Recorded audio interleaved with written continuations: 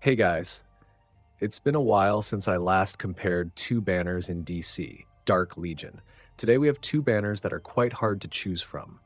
One of them is a rerun banner with old heroes, so I think this video will really help. Even though it's already been 3 days since the banners dropped, I just now had the time to make this video. Hope you all understand. Things have been super busy. Anyway, let's not waste more time. Let's get started. The two banners today are Starfire and Scarecrow. Both are really good and very necessary heroes.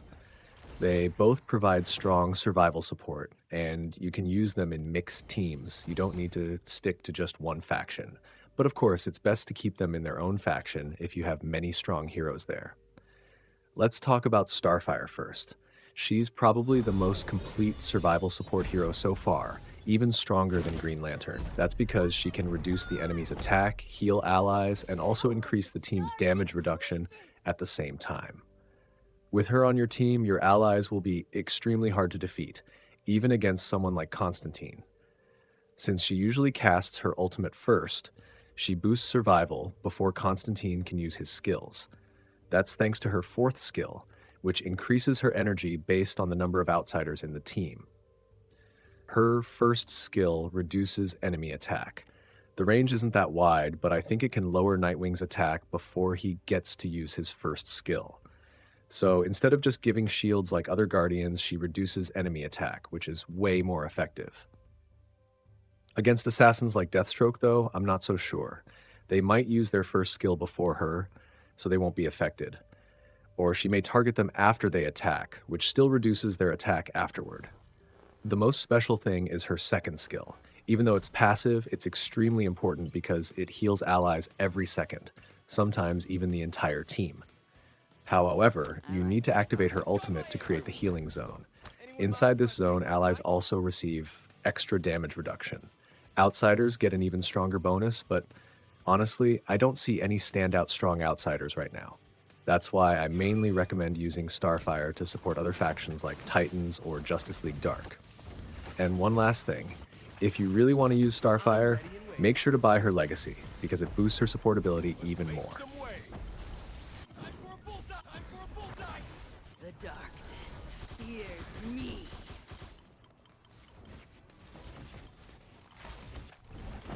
Let's make some way. Time for a bullseye. I'm ready and waiting.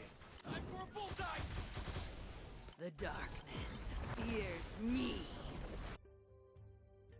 Now let's move on to Scarecrow. He was recently updated to gain more survivability and faster control over enemies, which helps his teammates survive even better. Besides supporting survival, Scarecrow also boosts his team's spiritual damage, since he lowers the enemy's spiritual defense. He is a guardian, a support, and also a tanker, basically the hero with the most buffs and debuffs in the game right now. He especially shines in Arkham teams because he increases spiritual defense, making them much harder to take down when facing Constantine from Justice League Dark. With these powerful abilities, he can perform well even on his own, but he's also excellent when paired with spiritual damage dealers like Constantine.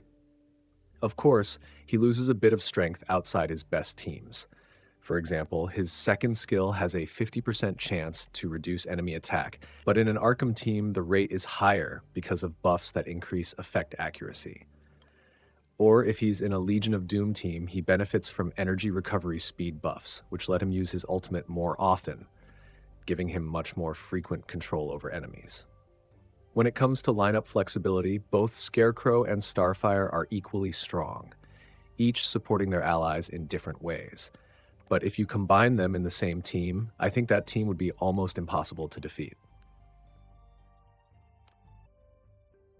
As for the timing, I don't think I need to analyze it anymore.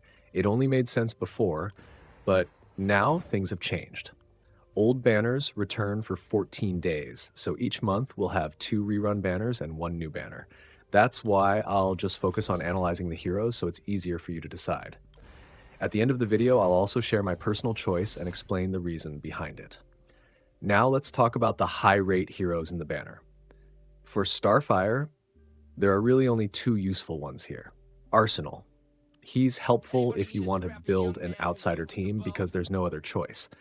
However, if outsiders get more options later, I don't think you should focus on him.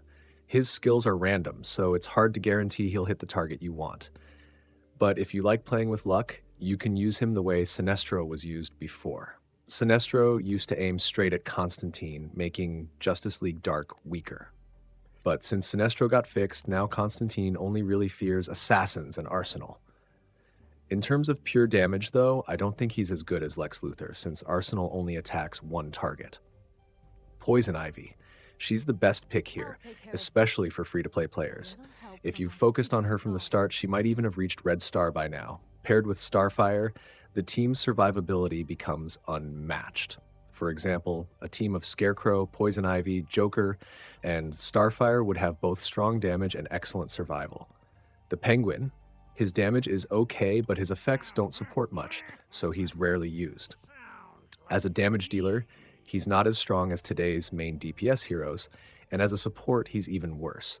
In an Arkham team, he's basically useless, since that faction already has perfect synergy. That's why I consider him the weakest among these three. For Scarecrow's banner, it's the same, only Poison Ivy and Aquaman are really worth paying attention to.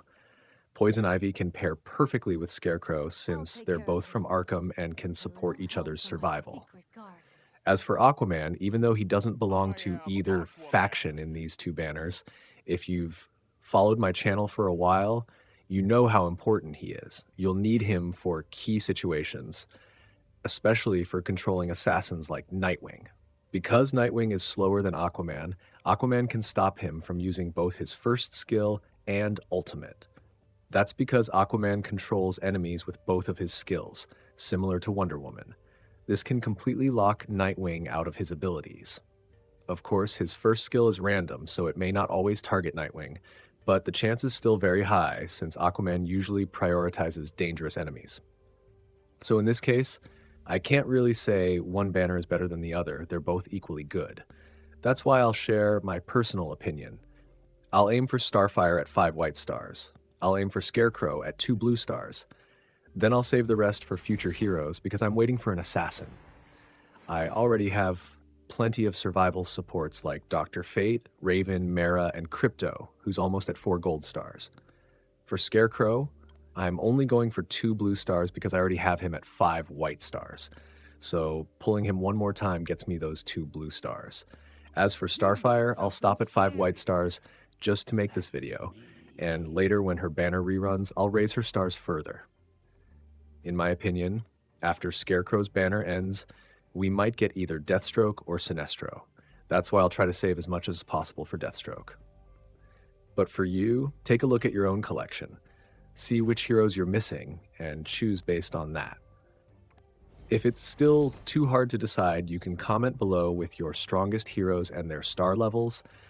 I'll give you some advice. I'll also leave some related videos in the comments section. Please check them out to support me. Thanks a lot, and see you in the next video.